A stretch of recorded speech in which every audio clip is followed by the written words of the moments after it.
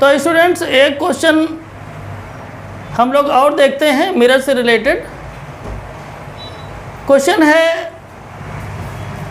A concave mirror produce 3 times magnified real image of an object placed at 10 centimeter in front of it, where is the image located.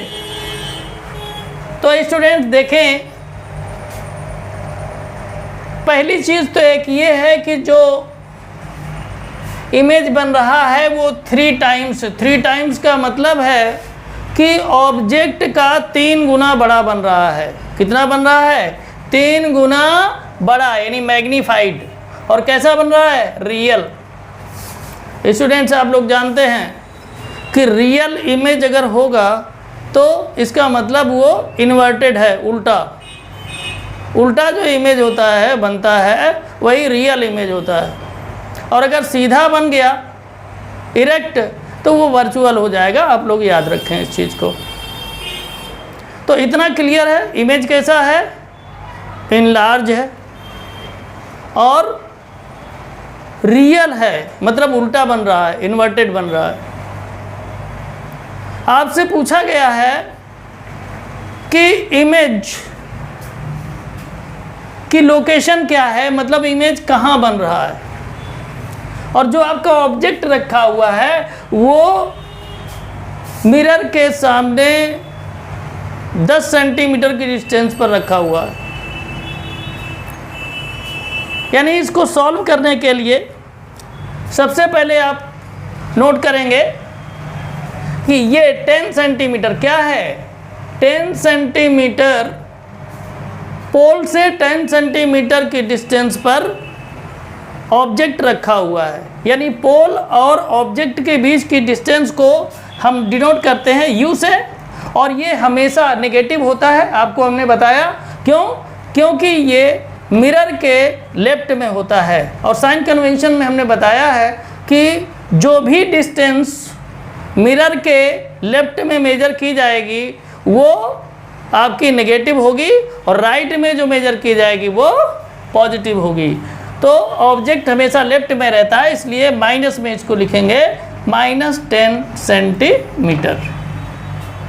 अब देखिए students, ये जो दिया है आपका 3 times जो है ये आपका दिया है मैग्नीफिकेशन, यानी जिसको m से डिनोट करते हैं। मैग्नीफिकेशन कितना है? 3। कितना है? 3। अब स्टूडेंट्स यहाँ पर जब रियल इमेज बन रहा है, रियल इमेज बन रहा है, इतना क्लियर है, तो क्या हो जाएगा? रियल इमेज का मतलब हमने आपको बताया है कि इमेज आपका उल्टा बनेगा तभी रियल होगा। और उल्टा जब बनेगा तो ऐसी कंडीशन में जो आपका मैग्नीफिकेशन होगा वो नेगेटिव होगा। नेगेटिव क्यों होगा ये भी मैं बता दूं।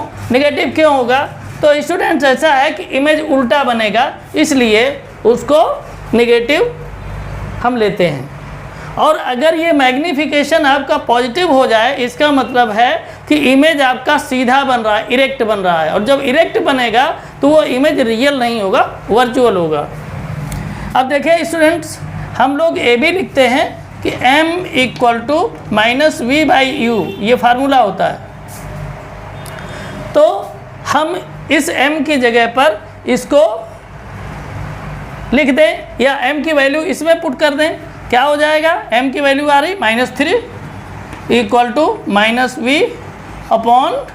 -v/u की वैल्यू कितनी है? -10। u की जगह पर -10 रख दिया। अब देखिए माइनस माइनस कैंसिल आउट हो गया, तो क्या यहाँ पर बचा? -3 = v/10। स्टूडेंट्स क्रॉस मल्टीप्लिकेशन कर देंगे तो ये आपका आ जाएगा v = -3 × 10, तो v = -30 सेंटीमीटर। यही स्टूडेंट्स आपसे पूछा गया था कि इमेज कहाँ पर लोकेटेड है। तो स्टूडेंट्स इस तरह से ये क्वेश्चन सॉल्व हो गया। अब हम लोग बढ़ेंगे एक ऐसे ही इम्पोर्टेंट क्वेश्चन की तरफ।